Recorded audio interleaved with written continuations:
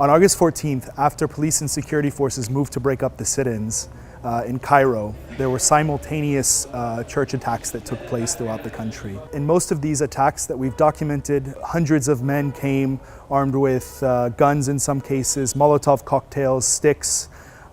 They broke in, they came in, they looted, they destroyed, and then for many of the churches, they burned them to the ground. Muslim Brotherhood activists and other Islamists have insinuated a direct link between Coptic activism and the removal of former President Morsi in early July.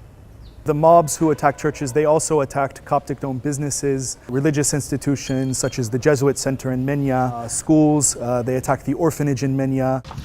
At 3 p.m. Approximately on Wednesday, this boat, which is actually a tourist restaurant, was attacked by a group of people. There were 2 employees present when the boat was attacked, and they hid here in this bathroom. And unfortunately, both of them died. One, his name was Bishoy, he was a Christian, and the other, Ihab, was Muslim. And you can still see their shoes and mobile here.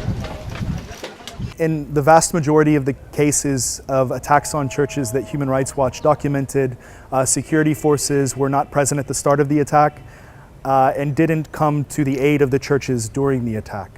In Minya city, one young man whose church was burned pointed across the street, very close to the location of the church, saying, that's the security building. So he couldn't understand why the police and the security forces didn't come. احنا فرق بيننا وبين مديرية أمن المنيا 20-30 متر بالكتير في ظهر السور. مفيش حاجة خالص، مفيش أي حاجة ولا حتى مطافي جت تطفي. كانت الناس هنا بتساعدنا إن احنا نطفي. هي حاجة سخيفة جدا إن أنت تلاقي كل ما المكان اللي فيه ذكرياتك كلها، إذا كان مدرسة في ابتدائي أو إعدادي أو ثانوي، وكنيستك اللي بتروحها وفيها ذكريات مع أصحابك، كل ده مرة واحدة ما تلاقوش. يعني مفيش خلاص، مفيش مكان يبقى ليه ذكرى معاك، حتى الأماكن كلها اختفت. At the Jesuit Center in Minya City, one of the priests, one of the Jesuit brothers, ran himself to the police station and pleaded with the officer there to come and help. The officer told him that his orders were only to protect the police station. They said, we have enough problem, we cannot come to rescue you, we just helpless. They kept on telling. Some were getting angry also when we were calling them out. So it was like that. Has any police officer come here since Wednesday? No, not a single. What happened? Not a single.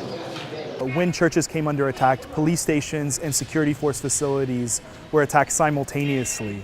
The head of the police in Minya told Human Rights Watch in a meeting on August 20th that his forces were completely unable to respond because they were dealing with sieges themselves. Residents, activists, and clergy in all of these places Human Rights Watch have visited have indicated that the locations of the churches and the religious institutions are still unsecure, and they worry about more attacks. The Egyptian government should immediately move to protect these areas, which are still targeted. It should also move to investigate the events of August 14th and the looting and the burning. It should identify the perpetrators and bring them to justice.